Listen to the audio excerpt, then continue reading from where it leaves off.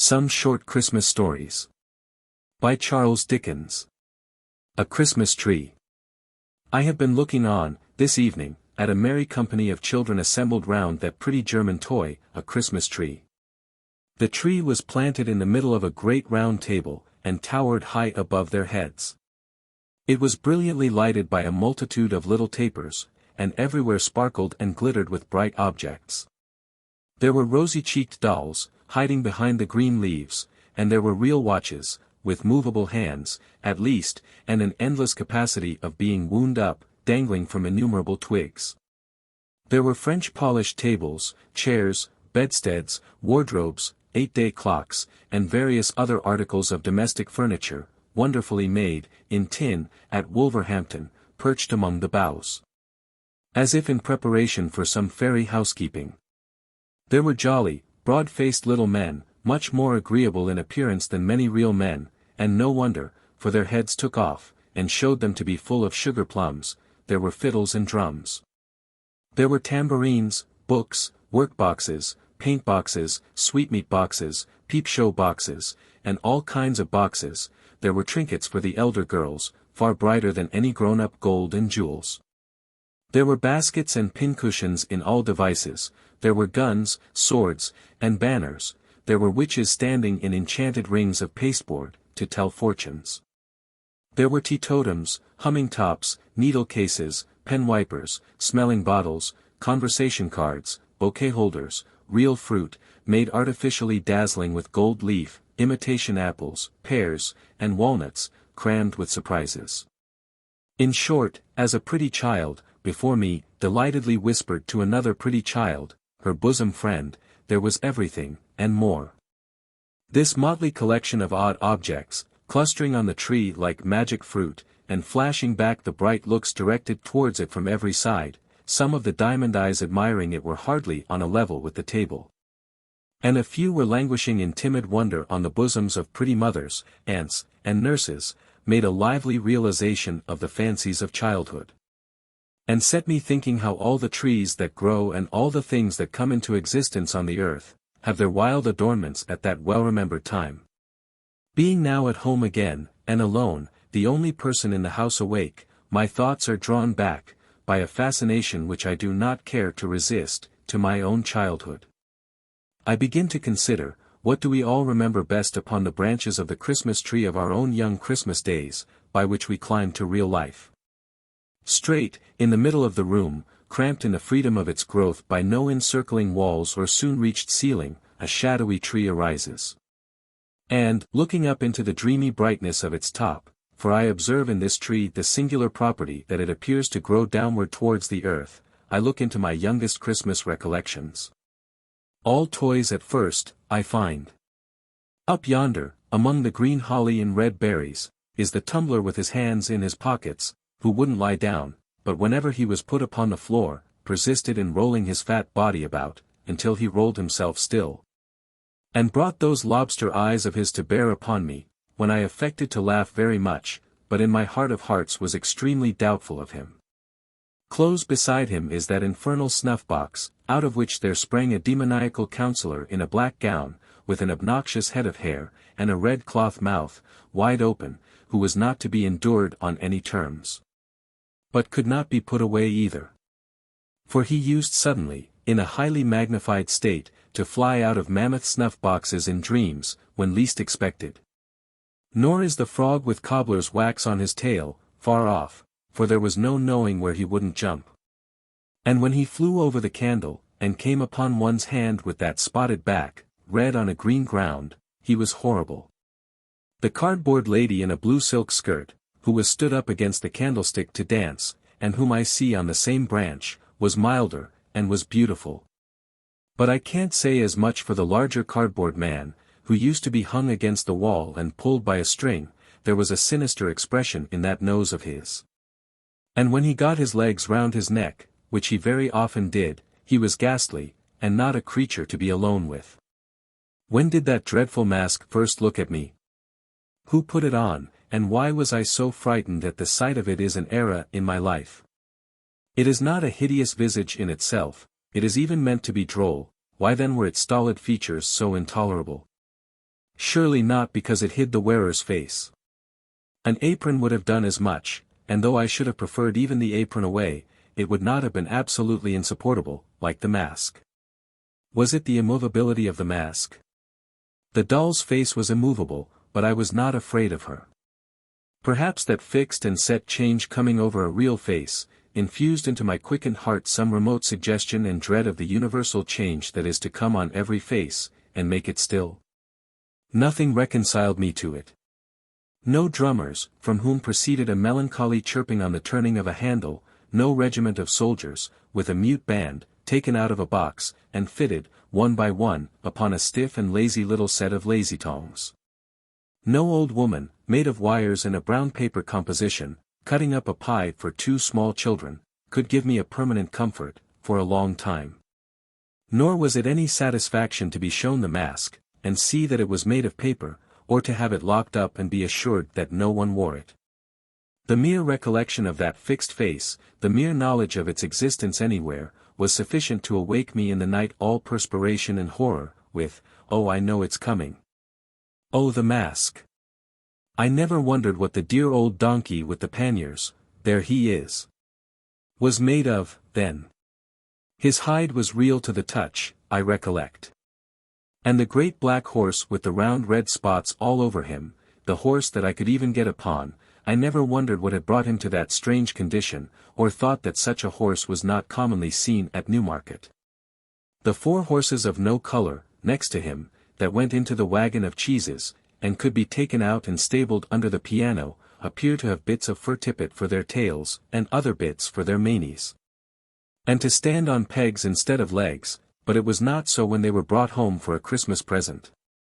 They were all right, then, neither was their harness unceremoniously nailed into their chests, as appears to be the case now. The tinkling works of the music cart, I did find out, to be made of quill toothpicks and wire. And I always thought that little tumbler in his shirt sleeves, perpetually swarming up one side of a wooden frame, and coming down, head foremost, on the other, rather a weak-minded person, though good-natured. But the Jacob's ladder, next him, made of little squares of red wood, that went flapping and clattering over one another, each developing a different picture, and the whole enlivened by small bells, was a mighty marvel and a great delight. Ah! The doll's house, of which I was not proprietor, but where I visited. I don't admire the Houses of Parliament half so much as that stone-fronted mansion with real glass windows, and doorsteps, and a real balcony, greener than I ever see now, except at watering places, and even they afford but a poor imitation. And though it did open all at once, the entire house front, which was a blow, I admit, as cancelling the fiction of a staircase, it was but to shut it up again, and I could believe. Even open, there were 3 distinct rooms in it, a sitting room and bedroom, elegantly furnished, and best of all, a kitchen, with uncommonly soft fire irons, a plentiful assortment of diminutive utensils, oh, the warming pan. And a tin man-cook in profile, who was always going to fry 2 fish. What Barmecide justice have I done to the noble feasts wherein the set of wooden platters figured, each with its own peculiar delicacy, as a ham or turkey, glued tight onto it, and garnished with something green, which I recollect as moss. Could all the temperance societies of these later days, united, give me such a tea drinking as I have had through the means of yonder little set of blue crockery, which really would hold liquid, it ran out of the small wooden cask, I recollect. And tasted of matches, and which made tea, nectar. And if the 2 legs of the ineffectual little sugar tongs did tumble over one another, and want purpose, like Punch's hands, what does it matter? And if I did once shriek out, as a poisoned child, and strike the fashionable company with consternation, by reason of having drunk a little teaspoon, inadvertently dissolved in too hot tea, I was never the worse for it, except by a powder. Upon the next branches of the tree, lower down, hard by the green roller and miniature gardening tools, how thick the books begin to hang. Thin books, in themselves, at first, but many of them, and with deliciously smooth covers of bright red or green. What fat black letters to begin with! A was an archer, and shot at a frog. Of course he was. He was an apple pie also, and there he is. He was a good many things in his time, was A, and so were most of his friends, except X, who had so little versatility, that I never knew him to get beyond Xerxes or Xantip, like Y, who was always confined to a yacht or a yew tree. And Z condemned forever to be a zebra or a zany. But, now, the very tree itself changes, and becomes a beanstalk, the marvelous beanstalk up which Jack climbed to the giant's house. And now, those dreadfully interesting, double-headed giants, with their clubs over their shoulders, begin to stride along the boughs in a perfect throng, dragging knights and ladies home for dinner by the hair of their heads. And Jack, how noble, with his sword of sharpness, and his shoes of swiftness. Again those old meditations come upon me as I gaze up at him. And I debate within myself whether there was more than one Jack, which I am loath to believe possible, or only one genuine original admirable Jack, who achieved all the recorded exploits. Good for Christmas time is the ruddy color of the cloak, in which, the tree making a forest of itself for her to trip through. With her basket, Little Red Riding Hood comes to me one Christmas Eve to give me information of the cruelty and treachery of that dissembling wolf who ate her grandmother, without making any impression on his appetite, and then ate her. After making that ferocious joke about his teeth. She was my first love. I felt that if I could have married Little Red Riding Hood, I should have known perfect bliss. But, it was not to be. And there was nothing for it but to look out the wolf in the Noah's Ark there, and put him late in the procession on the table, as a monster who was to be degraded. Oh, the wonderful Noah's Ark!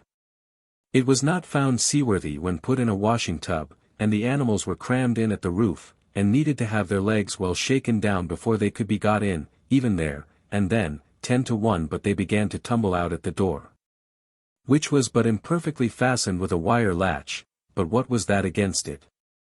Consider the noble fly, a size or two smaller than the elephant, the ladybird, the butterfly, all triumphs of art. Consider the goose, whose feet were so small, and whose balance was so indifferent, that he usually tumbled forward, and knocked down all the animal creation. Consider Noah and his family, like idiotic tobacco stoppers. And how the leopard stuck to warm little fingers, and how the tails of the larger animals used gradually to resolve themselves into frayed bits of string. Hush! Again a forest, and somebody up in a tree, not Robin Hood, not Valentine, not the yellow dwarf, I have passed him in all Mother Bunch's wonders, without mention, but an Eastern king with a glittering scimitar and turban. By Allah! 2 Eastern kings, for I see another, looking over his shoulder. Down upon the grass, at the tree's foot, lies the full length of a coal-black giant, stretched asleep, with his head in a lady's lap. And near them is a glass box, fastened with 4 locks of shining steel, in which he keeps the lady prisoner when he is awake. I see the 4 keys at his girdle now. The lady makes signs to the 2 kings in the tree, who softly descend. It is the setting in of the bright Arabian Nights. Oh, now all common things become uncommon and enchanted to me.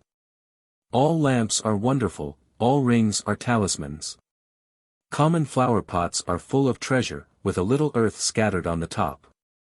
Trees are for Ali Baba to hide in, beefsteaks are to throw down into the valley of diamonds, that the precious stones may stick to them, and be carried by the eagles to their nests, whence the traders, with loud cries, will scare them. Tarts are made, according to the recipe of the vizier's son of Bassora, who turned pastry cook after he was set down in his drawers at the gate of Damascus. Cobblers are all Mustafas, and in the habit of sewing up people cut into 4 pieces, to whom they are taken blindfold. Any iron ring let into stone is the entrance to a cave which only waits for the magician, and the little fire, and the necromancy, that will make the earth shake. All the dates imported come from the same tree as that unlucky date, with whose shell the merchant knocked out the eye of the genie's invisible son. All olives are of the stock of that fresh fruit, concerning which the commander of the faithful overheard the boy conduct the fictitious trial of the fraudulent olive merchant. All apples are akin to the apple purchased, with 2 others, from the Sultan's gardener for 3 sequins, and which the tall black slave stole from the child. All dogs are associated with the dog, really a transformed man, who jumped upon the baker's counter, and put his paw on the piece of bad money. All rice recalls the rice which the awful lady, who was a gull, could only peck by grains, because of her nightly feasts in the burial place. My very rocking horse, there he is, with his nostrils turned completely inside out, indicative of blood. Should have a peg in his neck, by virtue thereof to fly away with me, as the wooden horse did with the Prince of Persia, in the sight of all his father's court. Yes, on every object that I recognize among those upper branches of my Christmas tree, I see this fairy light. When I wake in bed, at daybreak, on the cold, dark, winter mornings, the white snow dimly beheld, outside, through the frost on the window pane, I hear Dinarzade. Sister, sister, if you are yet awake, I pray you finish the history of the young king of the Black Islands. Scheherazade replies, if my lord the Sultan will suffer me to live another day, sister, I will not only finish that, but tell you a more wonderful story yet. Then, the gracious Sultan goes out, giving no orders for the execution, and we all three breathe again. At this height of my tree I begin to see, cowering among the leaves, it may be born of turkey, or of pudding, or mince pie, or of these many fancies, jumbled with Robinson Crusoe on his desert island, Philip Quarrel among the monkeys, Sandford and Merton with Mr. Barlow, Mother Bunch, and the Mask, or it may be the result of indigestion, assisted by imagination and overdoctoring, a prodigious nightmare. It is so exceedingly indistinct, that I don't know why it's frightful, but I know it is. I can only make out that it is an immense array of shapeless things, which appear to be planted on a vast exaggeration of the lazy tongs that used to bear the toy soldiers, and to be slowly coming close to my eyes, and receding to an immeasurable distance. When it comes closest, it is worse. In connection with it I descry remembrances of winter nights incredibly long. Of being sent early to bed, as a punishment for some small offense, and waking in 2 hours, with a sensation of having been asleep 2 nights, of the laden hopelessness of morning ever dawning, and the oppression of a weight of remorse. And now, I see a wonderful row of little lights rise smoothly out of the ground, before a vast green curtain. Now, a bell rings, a magic bell, which still sounds in my ears unlike all other bells, and music plays, amidst a buzz of voices, and a fragrant smell of orange peel and oil. Anon, the magic bell commands the music to cease, and the great green curtain rolls itself up majestically, and the play begins. The devoted dog of Montargis avenges the death of his master, foully murdered in the forest of Bondi. And a humorous peasant with a red nose and a very little hat, whom I take from this hour forth to my bosom as a friend, I think he was a waiter or an hostler at a village inn, but many years have passed since he and I have met. Remarks that the sagacity of that dog is indeed surprising. And evermore this jocular conceit will live in my remembrance fresh and unfading, overtopping all possible jokes, unto the end of time. Or now, I learn with bitter tears how poor Jane Shore, dressed all in white, and with her brown hair hanging down, went starving through the streets. Or how George Barnwell killed the worthiest uncle that ever man had, and was afterwards so sorry for it that he ought to have been let off. Comes swift to comfort me, the pantomime, stupendous phenomenon. When clowns are shot from loaded mortars into the great chandelier, bright constellation that it is, when harlequins, covered all over with scales of pure gold, twist and sparkle, like amazing fish. When Pantaloon, whom I deem it no irreverence to compare in my own mind to my grandfather, puts red-hot pokers in his pocket, and cries, "Here's somebody coming," or taxes the clown with petty larceny, by saying, "Now, I sawed you do it." When everything is capable, with the greatest ease, of being changed into anything, and nothing is, but thinking makes it so. Now, too, I perceive my first experience of the dreary sensation, often to return in after life, of being unable, next day, to get back to the dull, settled world, of wanting to live for ever in the bright atmosphere I have quitted. Of doting on the little fairy, with the wand like a celestial barber's pole, and pining for a fairy immortality along with her. Ah, she comes back, in many shapes, as my eye wanders down the branches of my Christmas tree, and goes as often, and has never yet stayed by me. Out of this delight springs the toy theatre, there it is, with its familiar proscenium, and ladies in feathers, in the boxes. And all its attendant occupation with paste and glue, and gum, and water-colors, in the getting up of the miller and his men, and Elizabeth, or the exile of Siberia. In spite of a few besetting accidents and failures, particularly an unreasonable disposition in the respectable Kelmar, and some others, to become faint in the legs, and double up, at exciting points of the drama. A teeming world of fancies so suggestive and all-embracing, that, far below it on my Christmas tree, I see dark, dirty, real theatres in the daytime, adorned with these associations as with the freshest garlands of the rarest flowers. And charming me yet. But hark! The waits are playing, and they break my childish sleep. What images do I associate with the Christmas music as I see them set forth on the Christmas tree? Known before all the others, keeping far apart from all the others, they gather round my little bed. An angel, speaking to a group of shepherds in a field, some travelers, with eyes uplifted, following a star, a baby in a manger. A child in a spacious temple, talking with grave men, a solemn figure, with a mild and beautiful face, raising a dead girl by the hand, again, near a city gate, calling back the son of a widow, on his bier, to life. A crowd of people looking through the opened roof of a chamber where he sits, and letting down a sick person on a bed, with ropes, the same, in a tempest, walking on the water to a ship, again, on a seashore, teaching a great multitude. Again, with a child upon his knee, and other children round, again, restoring sight to the blind, speech to the dumb, hearing to the deaf, health to the sick, strength to the lame, knowledge to the ignorant. Again, dying upon a cross, watched by armed soldiers, a thick darkness coming on, the earth beginning to shake, and only one voice heard, "Forgive them, for they know not what they do." Still, on the lower and maturer branches of the tree, Christmas associations cluster thick. Schoolbooks shut up, Ovid and Virgil silenced, the Rule of Three, with its cool impertinent inquiries, long disposed of. Terence and Plautus acted no more, in an arena of huddled desks and forms, all chipped, and notched, and inked, cricket bats, stumps, and balls, left higher up, with the smell of trodden grass and the softened noise of shouts in the evening air. The tree is still fresh, still gay. If I no more come home at Christmas time, there will be boys and girls, thank heaven, while the world lasts, and they do. Yonder they dance and play upon the branches of my tree, God bless them, merrily, and my heart dances and plays too. And I do come home at Christmas. We all do, or we all should. We all come home, or ought to come home, for a short holiday, the longer, the better, from the great boarding school, where we are forever working at our arithmetical slates, to take, and give a rest. As to going a-visiting, where can we not go, if we will, where have we not been, when we would, starting our fancy from our Christmas tree? Away into the winter prospect.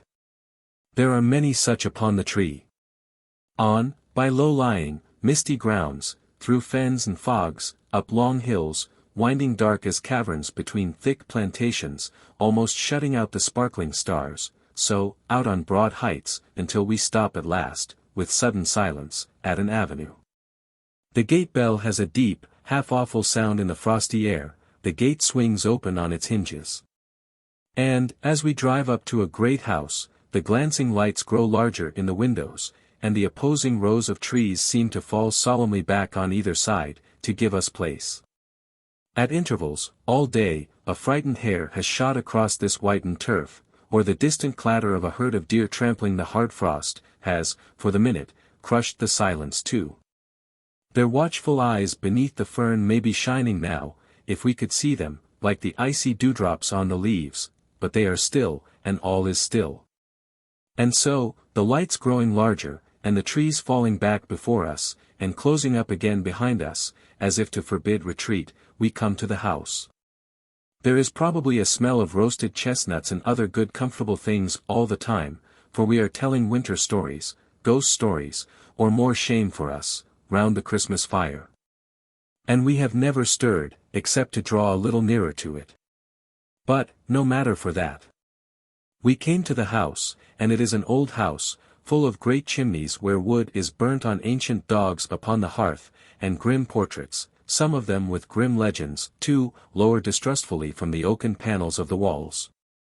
We are a middle-aged nobleman, and we make a generous supper with our host and hostess and their guests, it being Christmas time, and the old house full of company, and then we go to bed. Our room is a very old room. It is hung with tapestry. We don't like the portrait of a cavalier in green over the fireplace.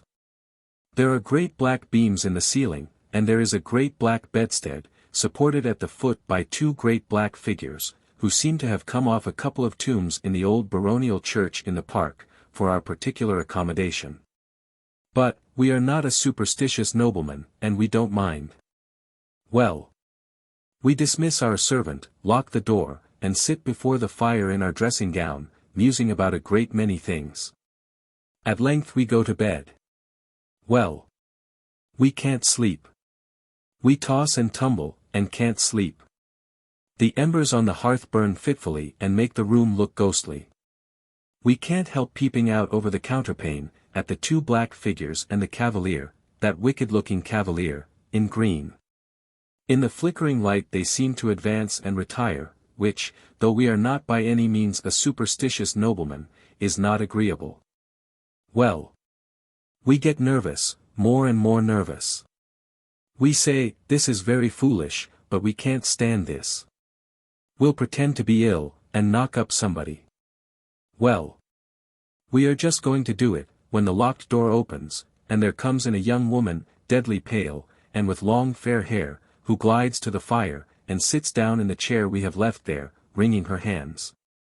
Then, we notice that her clothes are wet.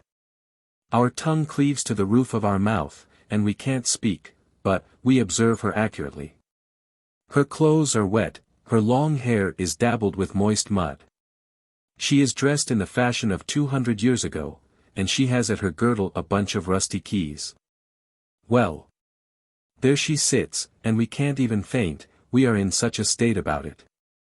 Presently she gets up, and tries all the locks in the room with the rusty keys, which won't fit one of them. Then, she fixes her eyes on the portrait of the cavalier in green, and says, in a low, terrible voice, the stags know it.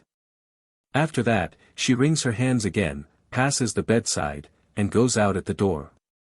We hurry on our dressing gown, seize our pistols, we always travel with pistols, and are following, when we find the door locked. We turn the key, look out into the dark gallery, no one there. We wander away, and try to find our servant. Can't be done. We pace the gallery till daybreak. Then return to our deserted room, fall asleep, and are awakened by our servant, nothing ever haunts him, and the shining sun. Well. We make a wretched breakfast, and all the company say we look queer. After breakfast, we go over the house with our host, and then we take him to the portrait of the cavalier in green, and then it all comes out. He was false to a young housekeeper once attached to that family, and famous for her beauty, who drowned herself in a pond, and whose body was discovered, after a long time, because the stags refused to drink of the water. Since which, it has been whispered that she traverses the house at midnight, but goes especially to that room where the cavalier in green was wont to sleep, trying the old locks with the rusty keys. Well.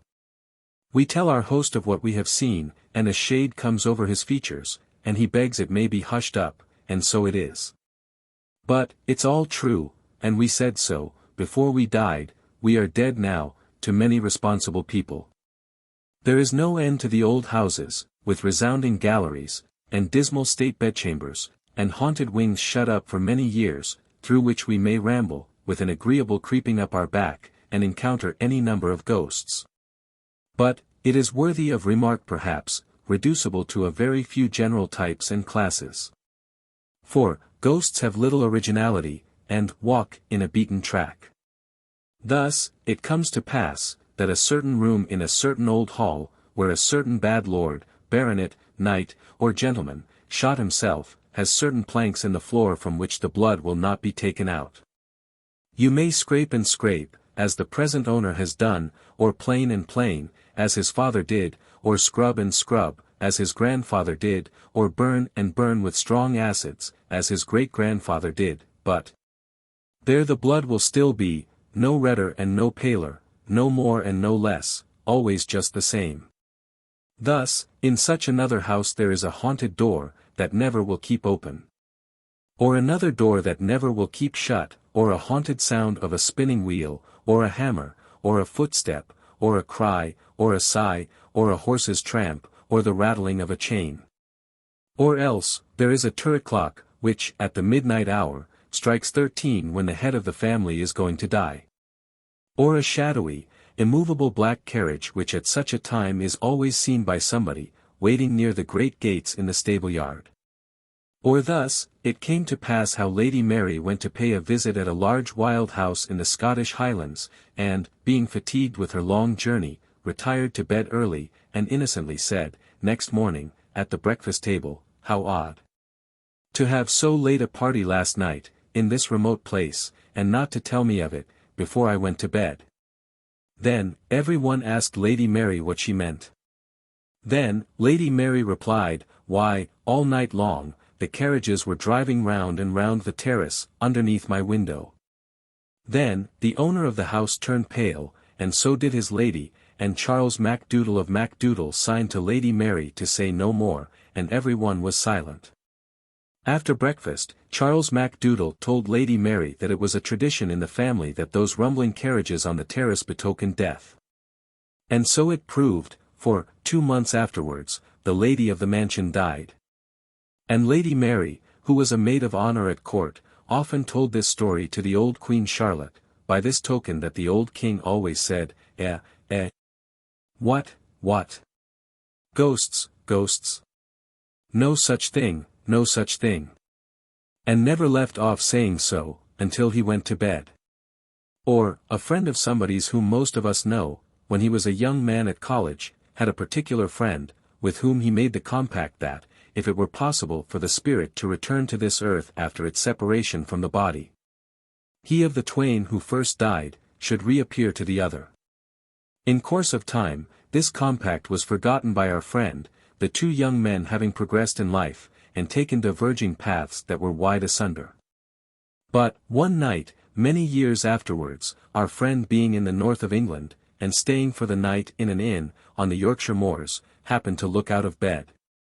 And there, in the moonlight, leaning on a bureau near the window, steadfastly regarding him, saw his old college friend. The appearance being solemnly addressed, replied, in a kind of whisper, but very audibly, "Do not come near me. I am dead. I am here to redeem my promise. I come from another world, but may not disclose its secrets." Then, the whole form becoming paler, melted, as it were, into the moonlight, and faded away. Or, there was the daughter of the first occupier of the picturesque Elizabethan house, so famous in our neighborhood. You have heard about her? No. Why, she went out one summer evening at twilight, when she was a beautiful girl, just 17 years of age, to gather flowers in the garden. And presently came running, terrified, into the hall to her father, saying, "Oh, dear father, I have met myself." He took her in his arms, and told her it was fancy, but she said, "Oh no. I met myself in the broad walk, and I was pale and gathering withered flowers, and I turned my head, and held them up. And, that night, she died." And a picture of her story was begun, though never finished, and they say it is somewhere in the house to this day, with its face to the wall. Or, the uncle of my brother's wife was riding home on horseback, one mellow evening at sunset, when, in a green lane close to his own house, he saw a man standing before him, in the very center of a narrow way. "Why does that man in the cloak stand there?" he thought. "Does he want me to ride over him?" But the figure never moved. He felt a strange sensation at seeing it so still, but slackened his trot and rode forward. When he was so close to it, as almost to touch it with his stirrup, his horse shied, and the figure glided up the bank, in a curious, unearthly manner, backward, and without seeming to use its feet, and was gone. The uncle of my brother's wife, exclaiming, "Good heaven! It's my cousin Harry, from Bombay," put spurs to his horse, which was suddenly in a profuse sweat, and, wondering at such strange behavior, dashed round to the front of his house. There, he saw the same figure, just passing in at the long French window of the drawing-room, opening on the ground. He threw his bridle to a servant, and hastened in after it. His sister was sitting there, alone. "Alice, where's my cousin Harry?" "Your cousin Harry, John?" "Yes. From Bombay. I met him in the lane just now, and saw him enter here, this instant." Not a creature had been seen by anyone. And in that hour and minute, as it afterwards appeared, this cousin died in India. Or, it was a certain sensible old maiden lady, who died at 99, and retained her faculties to the last, who really did see the orphan boy. A story which has often been incorrectly told, but, of which the real truth is this, because it is, in fact, a story belonging to our family, and she was a connection of our family. When she was about 40 years of age, and still an uncommonly fine woman, her lover died young, which was the reason why she never married, though she had many offers. She went to stay at a place in Kent, which her brother, an Indian merchant, had newly bought. There was a story that this place had once been held in trust by the guardian of a young boy, who was himself the next heir, and who killed the young boy by harsh and cruel treatment. She knew nothing of that. It has been said that there was a cage in her bedroom in which the guardian used to put the boy. There was no such thing. There was only a closet. She went to bed, made no alarm whatever in the night, and in the morning said composedly to her maid when she came in, "Who is the pretty forlorn-looking child who has been peeping out of that closet all night?" The maid replied by giving a loud scream, and instantly decamping. She was surprised, but she was a woman of remarkable strength of mind, and she dressed herself and went downstairs, and closeted herself with her brother. "Now, Walter," she said, "I have been disturbed all night by a pretty, forlorn-looking boy, who has been constantly peeping out of that closet in my room, which I can't open. This is some trick." "I am afraid not, Charlotte," said he, "for it is the legend of the house. It is the orphan boy." "What did he do?" "He opened the door softly," said she, "and peeped out. Sometimes, he came a step or two into the room. Then, I called to him, to encourage him, and he shrunk, and shuddered, and crept in again, and shut the door." "The closet has no communication, Charlotte," said her brother, "with any other part of the house, and it's nailed up." This was undeniably true, and it took 2 carpenters a whole forenoon to get it open, for examination. Then, she was satisfied that she had seen the orphan boy. But, the wild and terrible part of the story is, that he was also seen by 3 of her brother's sons, in succession, who all died young. On the occasion of each child being taken ill, he came home in a heat, 12 hours before, and said, "Oh, mamma," he had been playing under a particular oak tree, in a certain meadow, with a strange boy, a pretty, forlorn-looking boy, who was very timid, and made signs. From fatal experience, the parents came to know that this was the orphan boy, and that the course of that child whom he chose for his little playmate was surely run.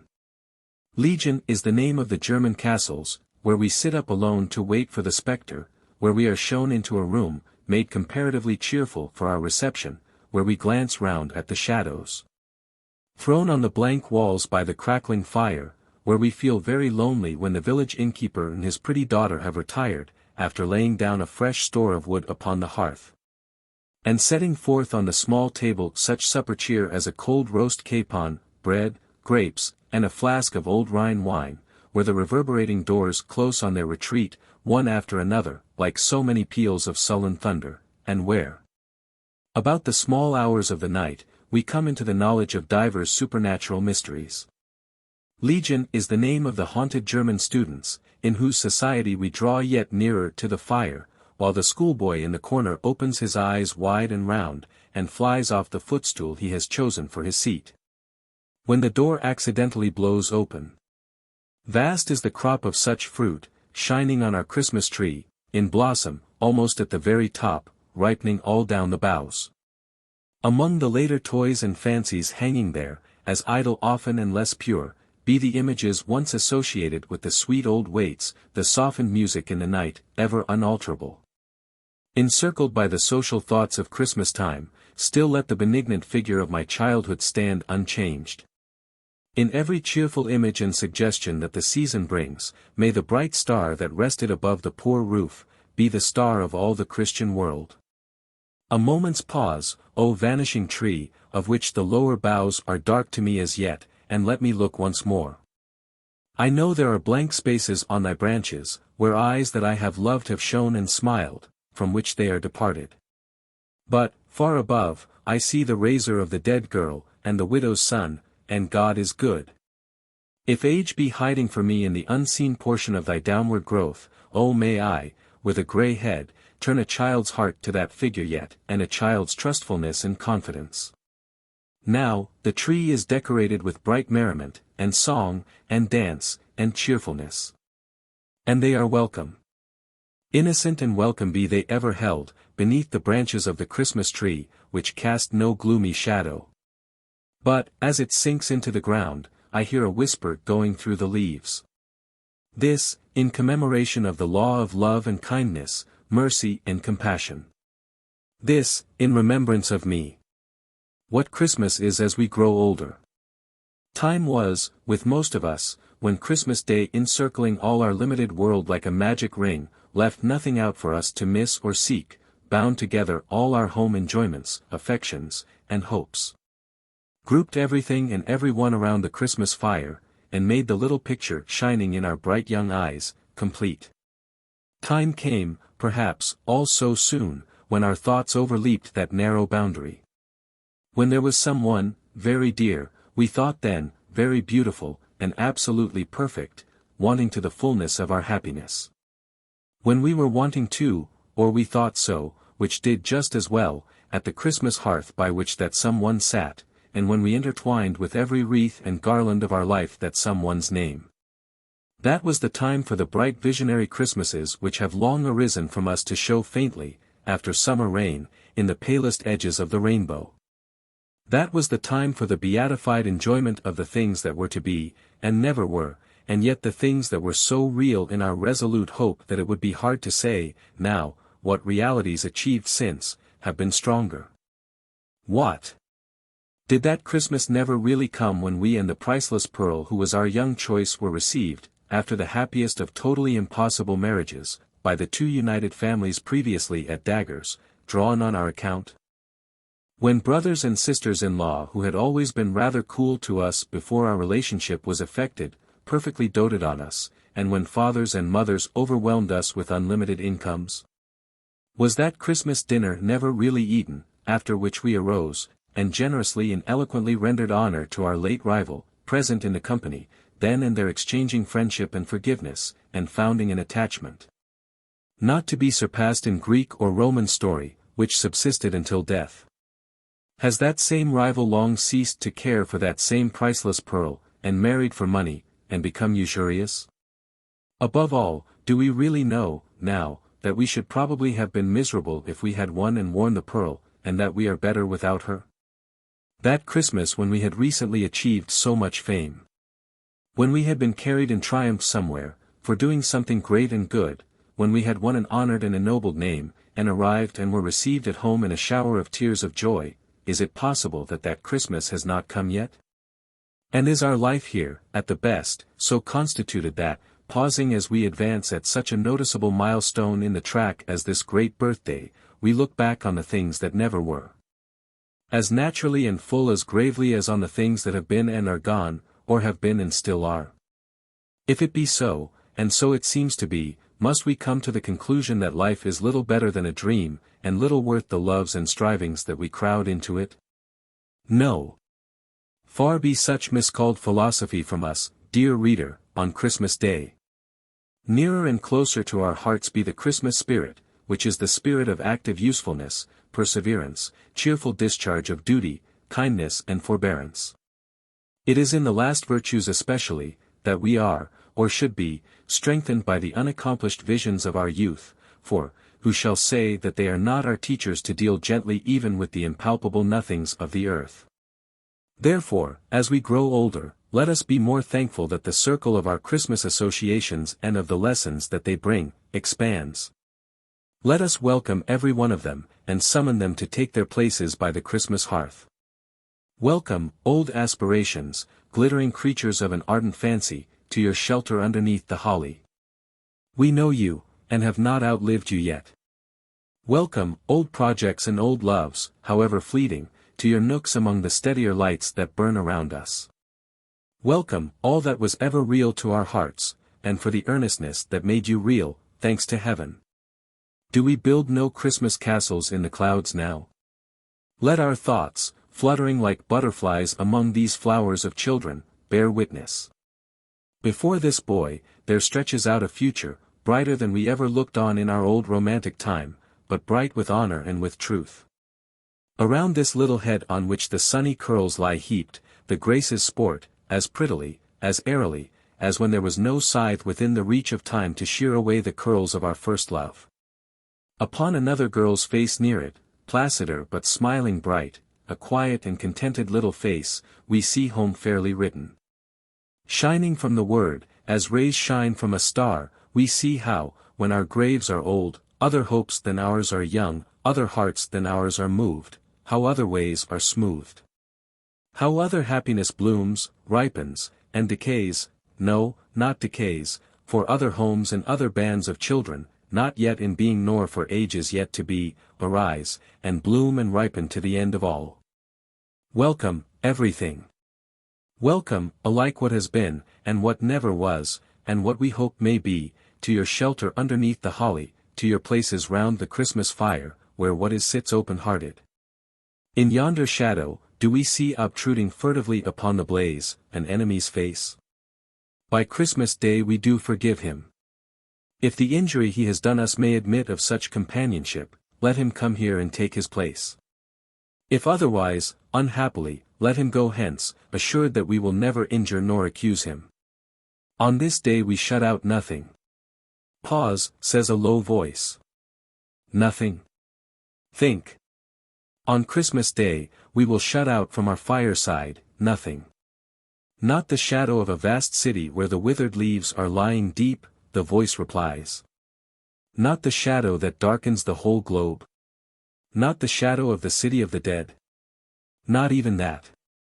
Of all days in the year, we will turn our faces towards that city upon Christmas Day, and from its silent hosts bring those we loved, among us. City of the dead, in the blessed name wherein we are gathered together at this time, and in the presence that is here among us according to the promise, we will receive, and not dismiss, thy people who are dear to us. Yes. We can look upon these children angels that alight, so solemnly, so beautifully among the living children by the fire, and can bear to think how they departed from us. Entertaining angels unawares, as the patriarchs did, the playful children are unconscious of their guests, but we can see them, can see a radiant arm around one favorite neck, as if there were a tempting of that child away. Among the celestial figures there is one, a poor misshapen boy on earth, of a glorious beauty now, of whom his dying mother said it grieved her much to leave him here, alone. For so many years as it was likely would elapse before he came to her, being such a little child. But he went quickly, and was laid upon her breast, and in her hand she leads him. There was a gallant boy, who fell, far away, upon a burning sand beneath a burning sun, and said, Tell them at home, with my last love, how much I could have wished to kiss them once, but that I died contented and had done my duty. Or there was another, over whom they read the words, Therefore we commit his body to the deep, and so consigned him to the lonely ocean and sailed on. Or there was another, who lay down to his rest in the dark shadow of great forests, and, on earth, awoke no more.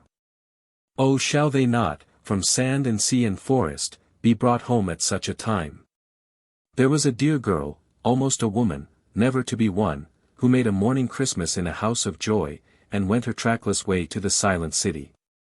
Do we recollect her, worn out, faintly whispering what could not be heard, and falling into that last sleep for weariness? Oh, look upon her now. Oh, look upon her beauty, her serenity, her changeless youth, her happiness. The daughter of Jairus was recalled to life, to die, but she, more blessed, has heard the same voice, saying unto her, Arise forever. We had a friend who was our friend from early days, with whom we often pictured the changes that were to come upon our lives, and merrily imagined how we would speak, and walk, and think, and talk, when we came to be old. His destined habitation in the city of the dead received him in his prime. Shall he be shut out from our Christmas remembrance? Would his love have so excluded us? Lost friend, lost child, lost parent, sister, brother, husband, wife, we will not so discard you. You shall hold your cherished places in our Christmas hearts, and by our Christmas fires.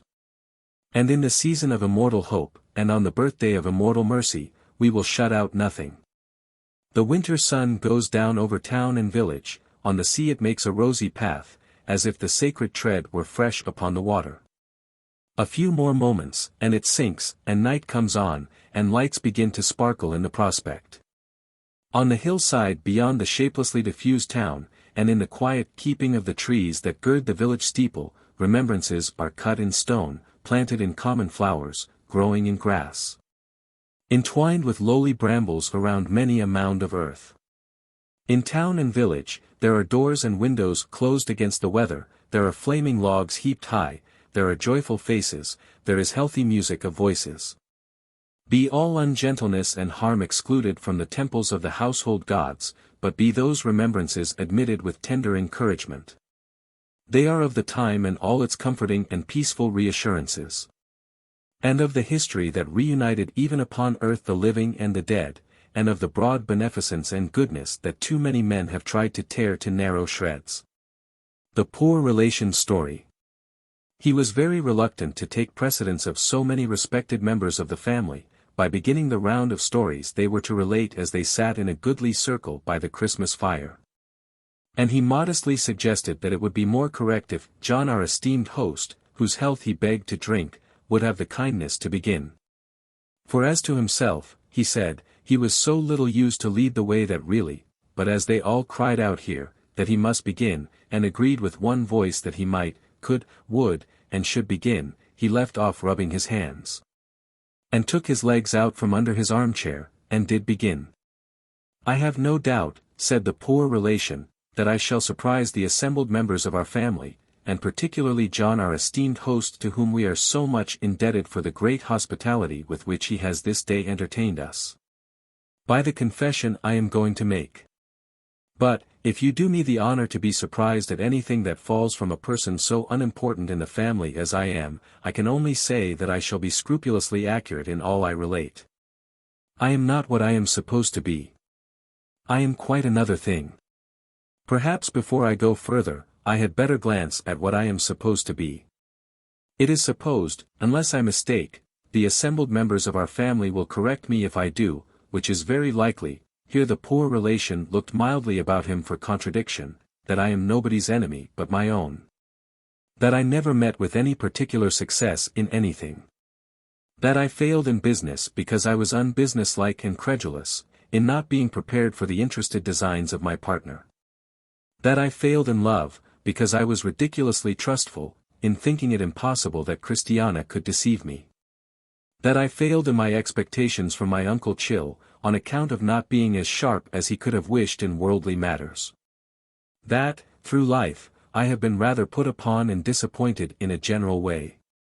That I am at present a bachelor of between 59 and 60 years of age, living on a limited income in the form of a quarterly allowance, to which I see that John, our esteemed host, wishes me to make no further allusion. The supposition as to my present pursuits and habits is to the following effect. I live in a lodging in the Clapham Road, a very clean back room, in a very respectable house, where I am expected not to be at home in the daytime, unless poorly. And which I usually leave in the morning at 9 o'clock, on pretence of going to business. I take my breakfast, my roll and butter, and my half-pint of coffee, at the old established coffee shop near Westminster Bridge. And then I go into the city, I don't know why, and sit in Garraway's coffee house, and on 'Change, and walk about, and look into a few offices and counting houses where some of my relations or acquaintance are so good as to tolerate me. And where I stand by the fire if the weather happens to be cold. I get through the day in this way until 5 o'clock, and then I dine, at a cost, on the average, of 1 and 3d. Having still a little money to spend on my evening's entertainment, I look into the old established coffee shop as I go home, and take my cup of tea, and perhaps my bit of toast. So, as the large hand of the clock makes its way round to the morning hour again, I make my way round to the Clapham Road again, and go to bed when I get to my lodging, fire being expensive, and being objected to by the family on account of its giving trouble and making a dirt. Sometimes, one of my relations or acquaintances is so obliging as to ask me to dinner. Those are holiday occasions, and then I generally walk in the park. I am a solitary man, and seldom walk with anybody. Not that I am avoided because I am shabby, for I am not at all shabby, having always a very good suit of black on, or rather Oxford mixture, which has the appearance of black and wears much better. But I have got into a habit of speaking low, and being rather silent, and my spirits are not high, and I am sensible that I am not an attractive companion. The only exception to this general rule is the child of my first cousin, little Frank. I have a particular affection for that child, and he takes very kindly to me. He is a diffident boy by nature, and in a crowd he is soon run over, as I may say, and forgotten. He and I, however, get on exceedingly well. I have a fancy that the poor child will in time succeed to my peculiar position in the family. We talk but little, still, we understand each other. We walk about, hand in hand. And without much speaking he knows what I mean, and I know what he means. When he was very little indeed, I used to take him to the windows of the toy shops, and show him the toys inside. It is surprising how soon he found out that I would have made him a great many presents if I had been in circumstances to do it. Little Frank and I go and look at the outside of the monument. He is very fond of the monument, and at the bridges, and at all the sights that are free. On 2 of my birthdays, we have dined on a la mode beef, and gone at half price to the play, and been deeply interested. I was once walking with him in Lombard Street, which we often visit on account of my having mentioned to him that there are great riches there. He is very fond of Lombard Street, when a gentleman said to me as he passed by, "Sir, your little son has dropped his glove." I assure you, if you will excuse my remarking on so trivial a circumstance, this accidental mention of the child as mine, quite touched my heart and brought the foolish tears into my eyes. When little Frank is sent to school in the country, I shall be very much at a loss what to do with myself, but I have the intention of walking down there once a month and seeing him on a half-holiday. I am told he will then be at play upon the heath, and if my visits should be objected to, as unsettling the child, I can see him from a distance without his seeing me, and walk back again. His mother comes of a highly genteel family, and rather disapproves, I am aware, of our being too much together. I know that I am not calculated to improve his retiring disposition. But I think he would miss me beyond the feeling of the moment if we were wholly separated.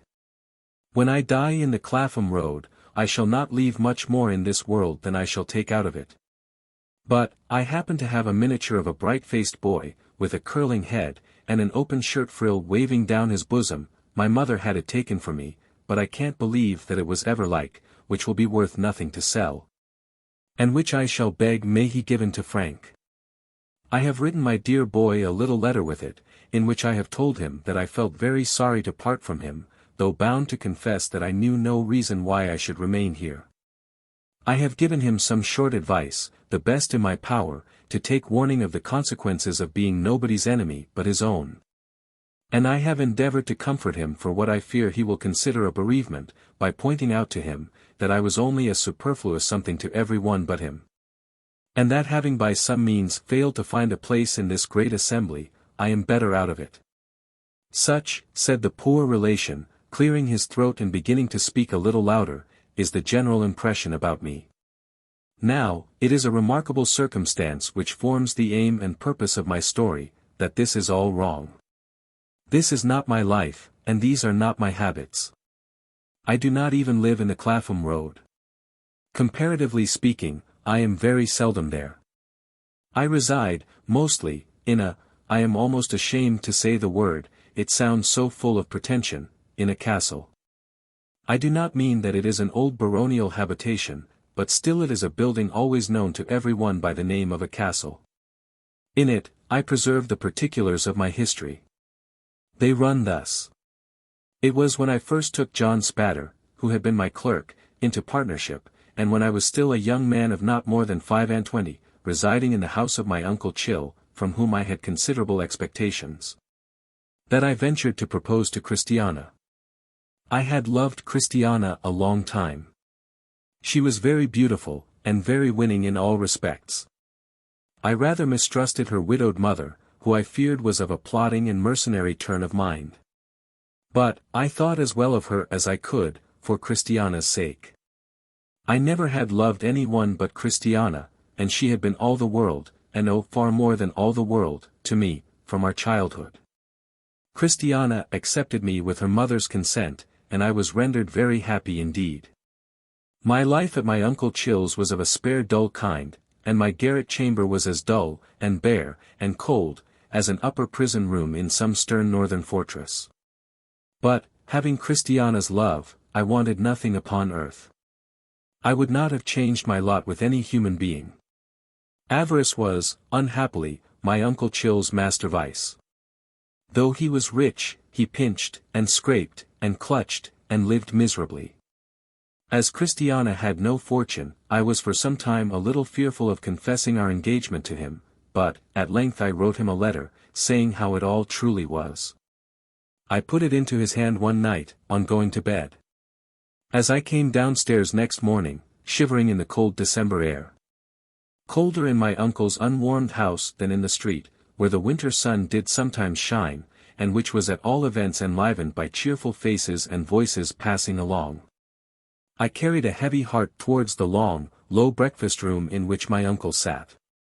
It was a large room with a small fire, and there was a great bay window in it which the rain had marked in the night as if with the tears of houseless people.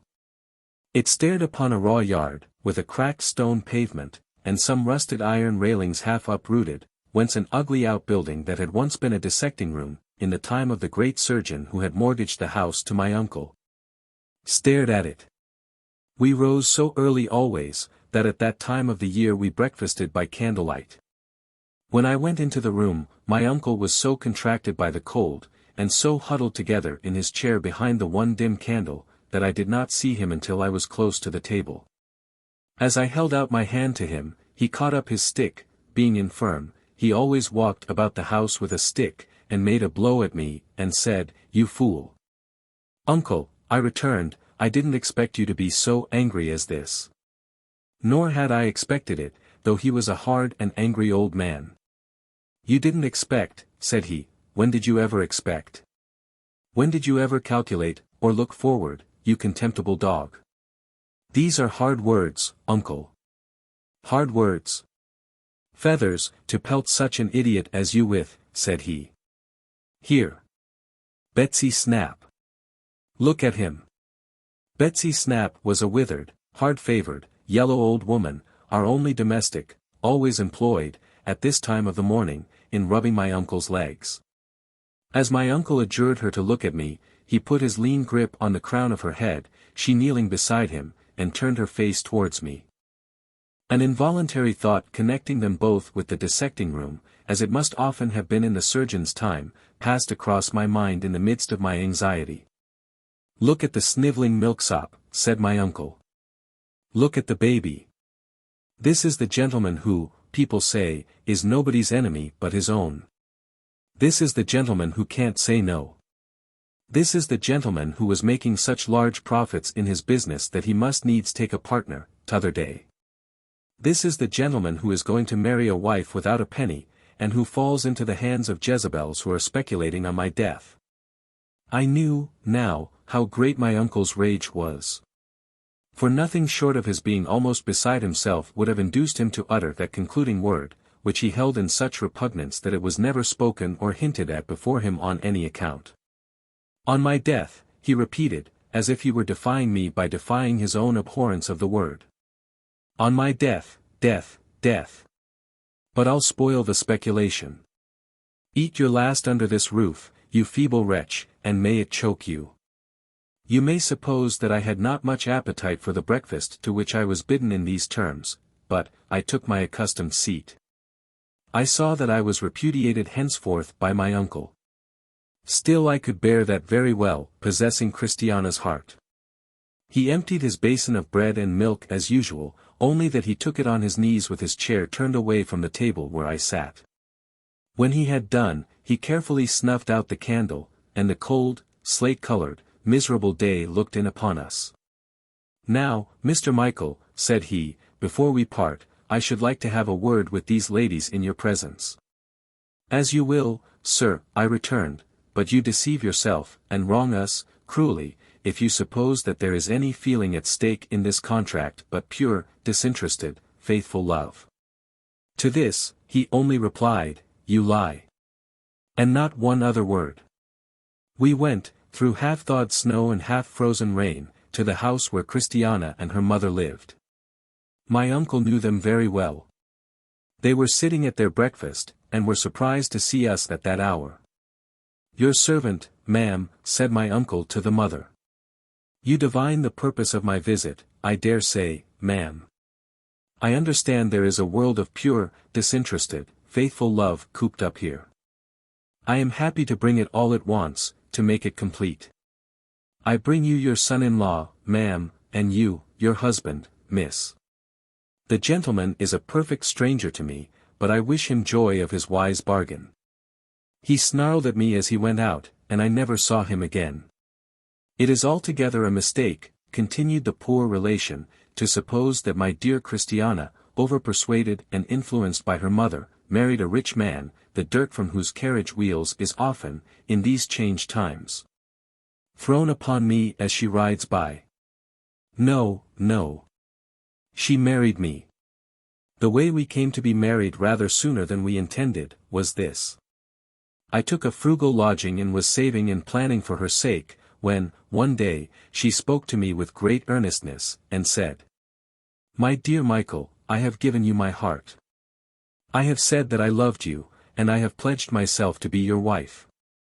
I am as much yours through all changes of good and evil as if we had been married on the day when such words passed between us. I know you well, and know that if we should be separated and our union broken off, your whole life would be shadowed, and all that might, even now, be stronger in your character for the conflict with the world would then be weakened to the shadow of what it is. God help me, Christiana,' said I, 'you speak the truth.' 'Michael,' said she, putting her hand in mine, 'in all maidenly devotion, let us keep apart no longer. It is but for me to say that I can live contented upon such means as you have, and I well know you are happy. I say so from my heart. Strive no more alone, let us strive together. My dear Michael, it is not right that I should keep secret from you what you do not suspect, but what distresses my whole life. My mother, without considering that what you have lost for me, and on the assurance of my faith, sets her heart on riches, and urges another suit upon me, to my misery. I cannot bear this, for to bear it is to be untrue to you. I would rather share your struggles than look on. I want no better home than you can give me. I know that you will aspire and labor with a higher courage if I am wholly yours, and let it be so when you will. I was blessed indeed, that day, and a new world opened to me. We were married in a very little while, and I took my wife to our happy home. That was the beginning of the residence I have spoken of. The castle we have ever since inhabited together, dates from that time. All our children have been born in it. Our first child, now married, was a little girl, whom we called Christiana. Her son is so like little Frank, that I hardly know which is which. The current impression as to my partner's dealings with me is also quite erroneous. He did not begin to treat me coldly, as a poor simpleton, when my uncle and I so fatally quarrelled, nor did he afterwards gradually possess himself of our business and edge me out. On the contrary, he behaved to me with the utmost good faith and honour. Matters between us took this turn, on the day of my separation from my uncle, and even before the arrival at our counting-house of my trunks, which he sent after me, not carriage paid, I went down to our room of business, on our little wharf, overlooking the river. And there I told John Spatter what had happened. John did not say, in reply, that rich old relatives were palpable facts, and that love and sentiment were moonshine and fiction. He addressed me thus. "Michael," said John, "we were at school together, and I generally had the knack of getting on better than you, and making a higher reputation." "You had, John," I returned. "Although," said John, "I borrowed your books and lost them, borrowed your pocket money, and never repaid it, got you to buy my damaged knives at a higher price than I had given for them new, and to own to the windows that I had broken. All not worth mentioning, John Spatter," said I, "but certainly true. When you were first established in this infant business, which promises to thrive so well," pursued John, "I came to you, in my search for almost any employment, and you made me your clerk. Still not worth mentioning, my dear John Spatter," said I, "still, equally true. And finding that I had a good head for business, and that I was really useful to the business, you did not like to retain me in that capacity, and thought it an act of justice soon to make me your partner. Still less worth mentioning than any of those other little circumstances you have recalled, John Spatter," said I, "for I was, and am, sensible of your merits and my deficiencies. Now, my good friend," said John, drawing my arm through his, as he had had a habit of doing at school. While two vessels outside the windows of our counting-house, which were shaped like the stern windows of a ship, went lightly down the river with the tide, as John and I might then be sailing away in company, and in trust and confidence, on our voyage of life. Let there, under these friendly circumstances, be a right understanding between us. You are too easy, Michael. You are nobody's enemy but your own. If I were to give you that damaging character among our connection, with a shrug, and a shake of the head, and a sigh, and if I were further to abuse the trust you place in me. But you never will abuse it at all, John, I observed.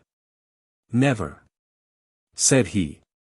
But I am putting a case, I say, and if I were further to abuse that trust by keeping this piece of our common affairs in the dark, and this other piece in the light, and again this other piece in the twilight, and so on, I should strengthen my strength, and weaken your weakness, day by day, until at last I found myself on the high road to fortune, and you left behind on some bare common, a hopeless number of miles out of the way.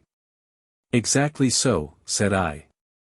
To prevent this, Michael, said John Spatter, or the remotest chance of this, there must be perfect openness between us. Nothing must be concealed, and we must have but one interest. My dear John Spatter, I assured him, that is precisely what I mean. And when you are too easy, pursued John, his face glowing with friendship, you must allow me to prevent that imperfection in your nature from being taken advantage of, by any one. You must not expect me to humor it. My dear John Spatter, I interrupted, I don't expect you to humor it. I want to correct it. And I, too, said John. Exactly so, cried I, we both have the same end in view.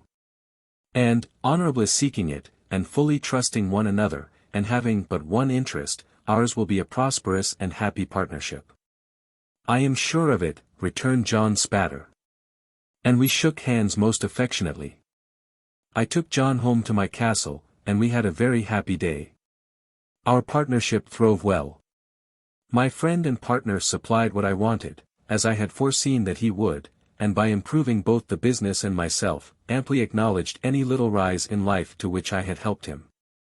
I am not, said the poor relation, looking at the fire as he slowly rubbed his hands, very rich, for I never cared to be that, but I have enough, and am above all moderate wants and anxieties. My castle is not a splendid place, but it is very comfortable, and it has a warm and cheerful air, and is quite a picture of home. Our eldest girl, who is very like her mother, married John Spatter's eldest son. Our two families are closely united in other ties of attachment.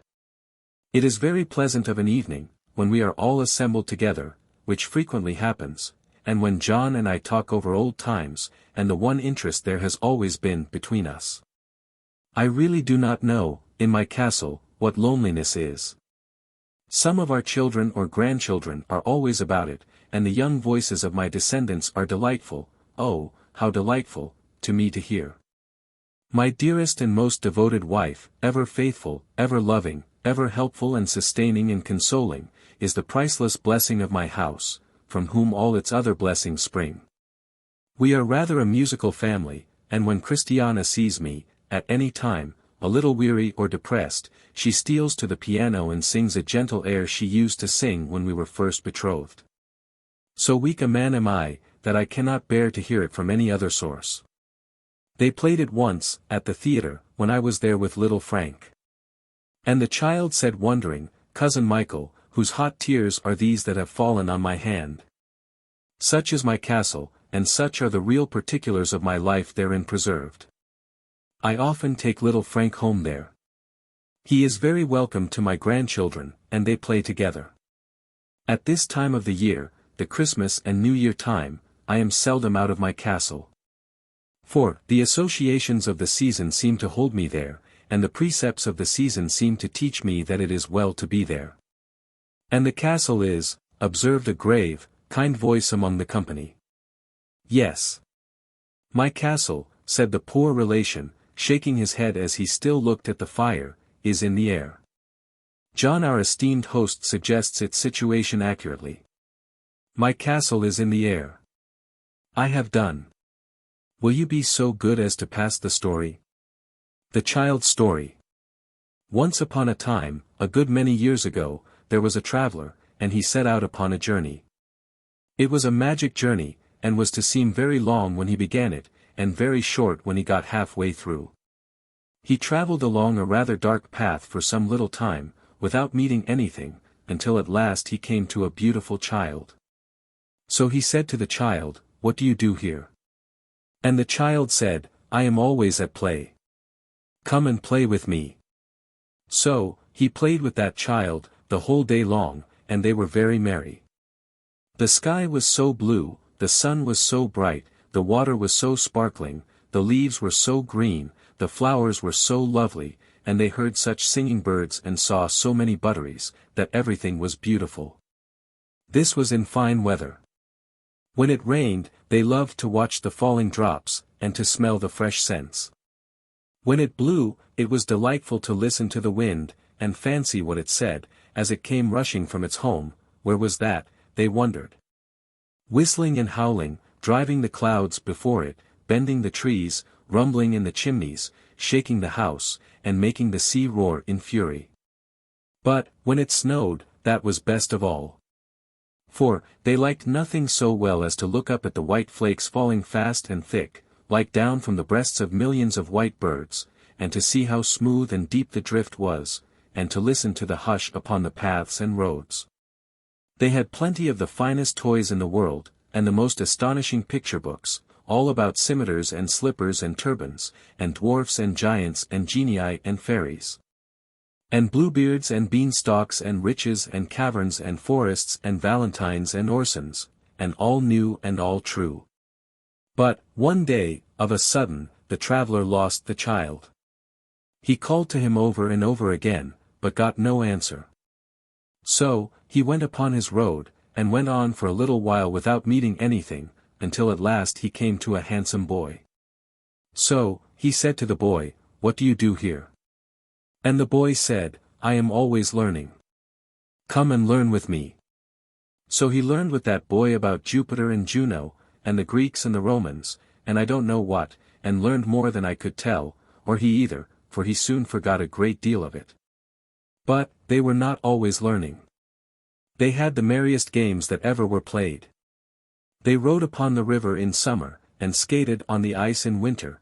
They were active afoot, and active on horseback, at cricket, and all games at ball.